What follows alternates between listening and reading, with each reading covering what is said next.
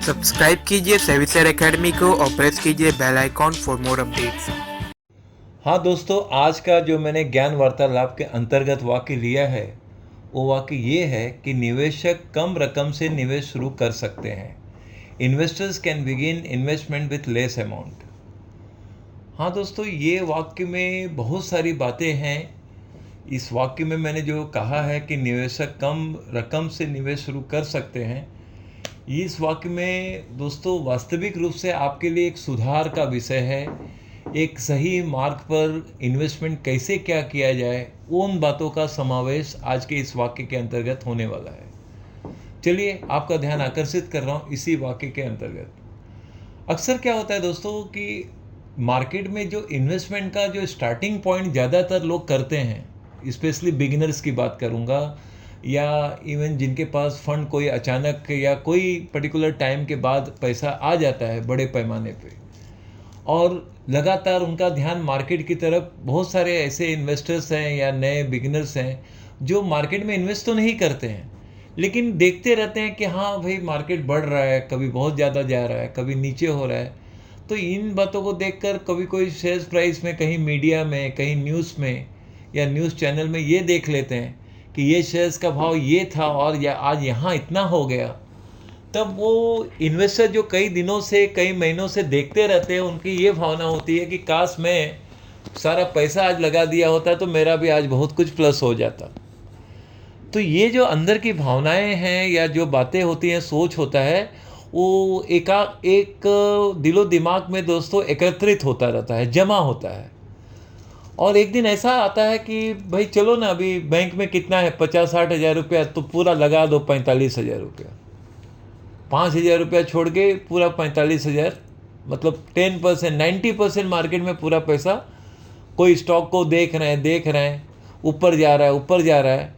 और एक दिन ऐसा करते हैं कि सारा पैसा उसी में लगा देते हैं, और वो क्या कर लेते हैं कि ओवर प्राइस जोन में शेयर्स खरीद लेते हैं। क्योंकि वहाँ पर दो गलतियाँ हो गई, एक तो भावनाओं में आकर पैसा इन्वेस्ट कर दिया, और एक दो इन्वेस्टमेंट का जो परसेंटेज है 90% सेविंग का इन्वेस्ट कर दिया। तो ये दो बड़ी गलतियाँ हो गई। और तीसरा फिर ये होता है कि मार्केट में प्रतिक्रिया क्या होगी, वो ऑलरेडी ओवर प्राइस जोन में शेयर ले लिया, फिर मार्केट में उस शेयर प्राइस में बाद में क्या होता है कि प्राइस में करेक्शंस आते हैं, हेवी प्रॉफिट बुकिंग होता है। और जब हेवी प्रॉफिट बुकिंग होता है तो बाद में अचानक शेयर्स 5%, 10% या उससे भी ज़्यादा नीचे आ जाता है। ऐसा सब होने पे फिर क्या होता है कि जो नए इन्वेस्टर्स ने, जिन्होंने सारा सेविंग का पूरा ऑलमोस्ट 90% जो इन्वेस्ट कर देते हैं, वो मानसिक रूप से बहुत कमज़ोर पड़ जाते हैं समय के साथ साथ, क्योंकि वो फिर ये लगातार नेगेटिव देखते हैं। और जब लगातार शेयर प्राइस नेगेटिव देखना शुरू कर देते हैं दोस्तों, तो वो कहीं ना कहीं फ्रस्ट्रेट हो जाते हैं, जो बिगिनर्स या इन्वेस्टर्स हैं, कि भाई मैंने सारा पैसा इसमें लगा दिया और आज मुझे दिख रहा है 15-20% और डाउन। तो ये सब देखकर दोस्तों उसमें ये क्या होता है कि जो उत्साह रहता है, शुरू का उत्साह, पॉजिटिव एटीट्यूड, जो एक सकारात्मक सोच होता है, वो पूर्ण रूप से शून्य हो जाता है दोस्तों, समाप्त हो जाता है। और एक दिन लॉस करके वो सारा गुस्से में, कोई भी इन्वेस्टर जो खास करके बिगनर्स है, जिन्होंने हाई प्राइस पे शेयर्स ले लिया और एकाएक बाद में वो नीचे गिरने लगा शेयर प्राइस, तो लगातार जब नेगेटिव देखते हैं तो एक दिन गुस्से में उस शेयर्स को बेचकर लॉस करके निकल जाते हैं, और आखिर में दोष देते हैं कि ये स्टॉक मार्केट में ये सब गलत सलत होता रहता है। तो असली में कदम गलत हुआ ना। तो ज्ञान वार्तालाप के अंतर्गत इन्वेस्टमेंट कब, कैसे और कितना करना चाहिए, उन बातों का दोस्तों मैं समावेश करने जा रहा हूँ। जैसे मेरे उदाहरण में दोस्तों अभी मैंने 50,000 का एग्जाम्पल लिया कि किसी इन्वेस्टर्स के पास मान लो 50,000 है, तो मार्केट को पहले जानना समझना है। तो उसमें दो तरीके से इन्वेस्टमेंट किया जा सकता है। एक तो ये कि जिनका एक रेगुलर इनकम है, भले वो कम हो तो भी 1,000-2,000 रुपया रेगुलर इनकम है, मतलब जिनका इनकम मान लो 15 से 20,000 रुपया है प्रति माह, या जो सैलरीड पर्सन है 15,000 से 20,000 प्रति माह कमा रहे हैं, तो वो भी चाहे तो अपने सैलरी का कम से कम 1 से 2,000 रुपया तो प्रति माह इन्वेस्ट कर सकते हैं। तो उसके लिए बेस्ट ये होगा कि दोस्तों बेस्ट एसआईपी स्टॉक में इन्वेस्ट कर सकते हैं। इवन मार्केट में भी इक्विटी शेयर्स ऐसे कई कंपनियां हैं, बहुत अच्छी कंपनियां हैं, डिविडेंड पेइंग कंपनियां हैं जो 100 रुपये से लेके 500 रुपये के अंदर के भाव में भी है। उन शेयर्स को, उन कंपनियों का ध्यान दें, उन कंपनियों का हम देखें कि भाई चलो ये कंपनी अच्छी है और ये बेस्ट एसआईपी में हम जा सकते हैं। एक तो ये तरीका हुआ इन्वेस्टमेंट करने का। दूसरा, जिसे भी मैंने फिर से दोहरा रहा हूँ दोस्तों, जिसे 50,000 है और मार्केट में इन्वेस्टमेंट करने का एक पॉजिटिव थिंकिंग आ गया कि चलो अब इन्वेस्ट करना है, तो यहाँ कंट्रोल ये करिए दोस्तों कि ओनली जो अपने पास सेविंग में है पहले स्टार्ट करिए, उसका ओनली 20%। तो 50,000 का 20% हुआ 10,000 रुपीज़, ठीक है। तो बस 10,000 रुपये पहले मार्केट में इन्वेस्ट करिए और कोशिश करिए कि वो 10,000 रुपये आपका, अगर पॉसिबल हो, आपका स्टडी अच्छा है, फंडामेंटल एनालिसिस किया हुआ है, तो हो सके तो 2 कंपनी में इन्वेस्ट करके देखिए। या तो एक कंपनी में आपका कन्विक्शन बहुत स्ट्रांग है, अच्छे भाव में है और काफ़ी आप देख रहे हैं कि नीचे से अब वो धीरे धीरे ऊपर जा रहा है और थोड़ा आपका टेक्निकल एनालिसिस का स्टडी अच्छा है, तब उसमें आप प्रवेश कर सकते हैं पर्टिकुलर एक कंपनी में ही। अदरवाइज़ तो भाई चलो ठीक है, हमने 2 कंपनी का सिलेक्शन कर लिया, अच्छी क्वालिटी कंपनी हमें मिला, नॉलेज हुआ, हमने स्टडी किया, तो उस हिसाब से हमने 2 कंपनी में इन्वेस्ट किया 5-5 हज़ार रुपया। अब 10,000 हमने इन्वेस्ट कर लिया, क्योंकि मार्केट है दोस्तों, कभी भी करेक्शन होगा, हैवी करेक्शन होगा। तो जब हम 20% इन्वेस्ट किए हैं तो अगला इन्वेस्टमेंट हम तभी करेंगे जब ये जिस प्राइस पे हमने लिया है वहाँ से वो 5 से 10% नीचे आए, तो ही आपको अगला कदम उठाना चाहिए। Point to be noted here. आपने जिस किसी भाव में भी, जैसे एक एग्जांपल दे रहा हूँ दोस्तों, आपने एक अच्छी क्वालिटी स्टॉक का शेयर प्राइस मान लो 100 रुपया है और वो गिरावट हुआ, उसका 10% नीचे आ गया। अब तो आपने 90 रुपीज़ में चलिए आपने शेयर्स इन्वेस्ट कर लिया, तो आपने पर्टिकुलर उस स्टॉक में अच्छा ध्यान दिया, अच्छा स्टडी किया, उसका फंडामेंटल स्ट्रांग है, कंपनी अच्छी है, company regular dividend paying company है, ये सब आपने देख लिया। तो उसमें क्या करना चाहिए भाई, 90 रुपीज़ आया है तो पहले मैं 20% अपना इन्वेस्ट करूँगा, जो हमारे पास सेविंग अमाउंट है। 50,000 में से मैंने इसमें 10,000 इन्वेस्ट कर दिया, तो कुल मिला के भाई चलो 90 रुपीज़ था, तो हमने ऑलमोस्ट चलिए 100 प्लस जो भी शेयर्स हमने लेना था ले लिया। अब अगला तभी आपको इन्वेस्ट करना चाहिए दोस्तों अगर वो 90 रुपीज़ से 80 रुपीज़ की तरफ जा रहा है, क्योंकि मार्केट नीचे गिर रहा है, उस हिसाब से ये शेयर नीचे गिर रहा है, तो कोई ज़्यादा चिंता का विषय नहीं है, क्योंकि मार्केट में चारों तरफ से सेलिंग हो रहा है। जब सेंसेक्स निफ्टी के स्टॉक गिर रहे हैं, सेंसेक्स नीचे आ रहा है और उसमें ये भी स्टॉक नीचे आ रहा है, तो चिंता का विषय ज़्यादा नहीं है।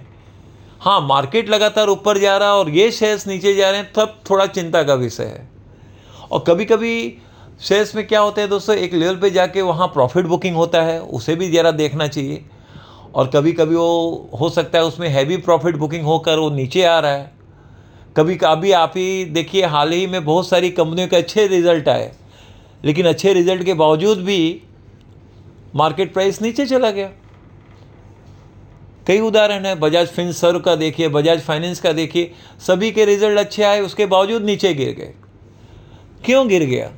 एक प्रश्न ऐसे मुझे भी दोस्तों कमेंट में आते हैं, तो उसका उत्तर इसी पॉइंट पर मैं देने जा रहा हूं दोस्तों। क्या होता है, कुछ ट्रेडर लोग, कुछ बड़े बड़े इन्वेस्टर लोग ये जानते हैं कि इसका रिजल्ट पर्टिकुलर डेट को आने वाला है, तो वो वहाँ से बड़े पैमाने में इन्वेस्ट करना शुरू कर देते हैं। तो उसका भाव जो नीचे से ऊपर आता है, 5% ऊपर आ गया, 10% ऊपर आ गया, तो वो उनका तो 10% का रिटर्न दिखने लगा ना, और रिजल्ट बहुत अच्छा आ गया, तो वो एक साथ उनको तो 10% मिल रहा है, मार्केट में डिमांड आ गया रिटेल इन्वेस्टर का खरीदने का, और ये क्या करते हैं, बड़े पैमाने पे अपना 10% का रिटर्न देख के तुरंत सेल कर देते हैं। वो तो अपना 10% पॉजिटिव रिटर्न लेकर निकल गए और बाद में शेयर प्राइस आप नीचे देखते हैं। तो ये तो बड़ा कंफ्यूजिंग पॉइंट आ जाता है कि भाई कंपनी का रिजल्ट अच्छा आया, शेयर प्राइस क्यों गिर गया? वो इसलिए गिरा दिया जाता है दोस्तों कि वो क्या करते हैं, जो 10% का या उससे भी ज़्यादा उनको रिटर्न जब मिलता है तो वो बड़े पैमाने पे अच्छा खासा रिटर्न उनको दिखता है कि बड़ी रकम का बड़ा रिटर्न। अब 10 लाख डाले हैं तो 10% उसका 1 लाख दिख रहा है, 1 करोड़ डाले हैं तो 10% उसका 10 लाख दिख रहा है, तो बेचेंगे ही ना। तो उस तरह से वो बेचकर क्या करते हैं कि उसको पूर्ण रूप से पूरा उनका ग्रुप, जो भी बड़े बड़े इन्वेस्टर या ट्रेडर के ग्रुप एक साथ सब शेयर बेचते हैं, और फिर उसी शेयर्स को नीचे जब अच्छा अट्रैक्टिव प्राइस में वो प्राइस देखते हैं कि भाई हाँ अब सही दिख रहा है, अब इसका प्राइस काफ़ी अच्छा खासा नीचे आया हुआ है, तो चलो अब ख़रीदा जाए, अब इन्वेस्ट करें। तो उस तरह से उनका स्ट्रेटेजी ऐसा रहता है दोस्तों। इस कारण से वो नीचे के भाव में लेते हैं और वो आगे चलकर फिर प्रॉफिट कमाते हैं। और आप लोगों के साथ उल्टा होता है। आप क्या करते हैं, ऊंचे के भाव में आप खरीद लिए, और ख़रीद लिए तो बड़े पैमाने पे खरीद लिए, और उसके बाद जब आप नेगेटिव अपना रिटर्न देखते हैं, आपके अपने पैसे का हार्ड अर्न मनी को जब आप नेगेटिव देखते हैं तो बौखला जाते हैं। कोई भी इंसान जिसका बड़ा पैसा लग जाए और वो थोड़ा हाई प्राइस पे हो, शेयर्स ले लिया है और वो बाद में बैडली नीचे आए, तो कोई भी इन्वेस्टर दोस्तों डिस्टर्ब हो ही जाते हैं। हाँ, जो अनुभवी हैं, जिनको नॉलेज है, जो मार्केट को बहुत भली भांति कई वर्षों से देखते हैं, जानते हैं, तो वो ऐसे समय में वो इन्वेस्ट बड़े पैमाने में बिल्कुल नहीं करते हैं, और करते हैं तो बस वो एक ही दो दिन के प्लान से करके अपना प्रॉफिट करके तुरंत निकल जाते हैं। तो दोस्तों, ज्ञान वार्तालाप के अंतर्गत आपको ये ध्यान में लेना है कि जब, जैसे अभी मैंने एग्जाम्पल में 90 रुपीज़ से वो 80 रुपीज़ जब आ रहा है, तो वहाँ पर संख्या अपना इन्वेस्टमेंट का बढ़ा दीजिए। अगर आपने प्लान किया है कि मैं स्टॉक मार्केट में 50,000 में से 25,000 जरूर इन्वेस्ट करूंगा, तो आप जैसे जैसे जैसे वो वहाँ से 90 से 80 रुपीज़ आया, पहले आपने 10,000 इन्वेस्ट किया, अब 15,000 कर दीजिए। हो गया आपका 25,000 का इन्वेस्टमेंट। बस अब आप अपने आप को शांत कर लीजिए, कंट्रोल में ले लीजिए। इस तरह से क्या होगा दोस्तों, समय के साथ साथ आप देखेंगे कि फिर वो पॉजिटिव टर्न आएगा, फिर वो प्राइस बुलिश ट्रेंड में होगा, और आप देखेंगे कि आपको एक अच्छा खासा रिटर्न फिर मिल रहा है। जब वो रिटर्न आएगा, जब आप रिटर्न देखेंगे, तो आपको अपने निर्णय पे खुशी होगी, क्योंकि आपका जो ये निर्णय और कदम था, इसके कारण ही तो आज आप प्रॉफिट में आए ना। तो इससे आपका मनोबल बढ़ेगा, आपका आत्मविश्वास बढ़ेगा, और आपका रिस्क टेकिंग एबिलिटी भी धीरे धीरे बढ़ेगा, जिसमें आप ये सोचेंगे कि अब मैं सफलपूर्वक मार्केट में इन्वेस्टमेंट कर सकता हूँ। ये विचारधारा भी आप में संचार करने लगेगा दोस्तों, और परिणामतः आप आगे चलकर एक सक्सेसफुल इन्वेस्टर बनेंगे। तो कुल मिलाकर दोस्तों, मैं मानता हूँ मेरी बात को आपने सरल रूप में समझ लिया होगा इस ज्ञान वार्तालाप के अंतर्गत, कि जब आप कम रकम से स्टार्ट करते हैं, यानी अपनी कम रकम का मतलब अपने बजट के अंदर, आपका बजट जिस हिसाब से, उसमें से आपने लेस अमाउंट से शुरू किया इन्वेस्टमेंट करना, ये पहला आप ये स्टेप को फॉलो करिए दोस्तों। पहला स्टेप क्या है, कम रकम से स्टार्ट किया, शेयर प्राइस नीचे गिरा, दूसरा स्टेप उठाइए, थोड़ा रकम अपना इन्वेस्टमेंट का बढ़ा दीजिए। वहाँ पर आपका इन्वेस्टमेंट का रकम थोड़ा बढ़ा, मार्केट हो सकता है और नीचे आ गया, थोड़ा और बढ़ा दीजिए बस, और वहाँ फिर स्टॉप हो जाइए दोस्तों, क्योंकि अपने बजट के ऊपर जाना नहीं है। हमें जो कुछ भी प्लान किया है भाई, मैक्सिमम आपने अपने सेविंग का 50% प्लान किया था, बस वहाँ पर आप अपने कंट्रोल में आ जाइए। आपका रिस्क मैनेजमेंट, ग्रिड मैनेजमेंट दोनों यहाँ इनडायरेक्टली लागू हो गया, और उसी के साथ साथ आपका सही निर्णय भी हो गया। ये अनुशासन, ये डिसिप्लिन आपको फाइनली फॉलो करना ही है दोस्तों। इससे क्या होगा, आपका फाइनेंशियल डिसिप्लिन भी मेंटेन रहेगा, और आप अपने आप को इन्वेस्टमेंट के पॉइंट से सही कदम उठाते जाएंगे, एंड एज ए रिजल्ट आप आगे चलकर एक सफल इन्वेस्टर बनेंगे दोस्तों। तो ज्ञान वार्तालाप के अंतर्गत दोस्तों, मेरी बात को आपने एकदम सरल रूप में समझ लिया होगा। जो इस वाक्य का मेरा उद्देश्य था, मैं मानता हूँ उस चीज़ को आपने समझ लिया होगा इस उदाहरण के द्वारा भी।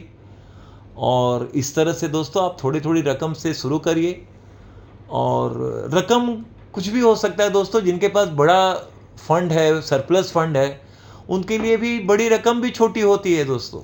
ये तो डिपेंड करता है कि किसके पास कितना फंड है, किसके पास कितना बड़ा बजट है। ये तो एक अलग ही डेफिनेशन है दोस्तों, एक अलग ही बात विषय है। वो डिपेंड करता है इन्वेस्टर्स के मतलब इनकम पर, उनके जस्ट इनफ्लो ऑफ इनकम पर डिपेंड करता है, उनके surplus amount of regular income पर डिपेंड करता है। ये सारी बातें अलग अलग पॉइंट पर आ जाता है। लेकिन कुल मिला के दोस्तों जो मैंने अभी स्टेप आपको बताया, उस स्टेप से आप अगर इन्वेस्ट करते हैं तो आप सदैव सफल रहेंगे। बस यही कहना था दोस्तों आज के ज्ञान वार्तालाप के अंतर्गत, और मैं मानता हूँ मेरी बात को आपने पूर्ण रूप से और सरल रूप में समझ लिया होगा। बस चलते चलते 2-3 बातें ज़रूर कहूँगा दोस्तों। सबसे पहले मैं उन इन्वेस्टर्स को दिल से हार्दिक रूप से मैं उनका स्वागत करता हूं और उन्हें धन्यवाद देता हूं जिन्होंने लाइफ मेंबरशिप लिया दोस्तों।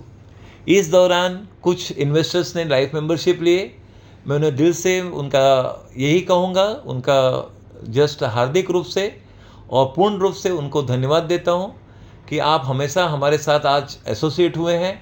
आप सदैव कमाते रहेंगे, बस आप पेशेंस रखिए।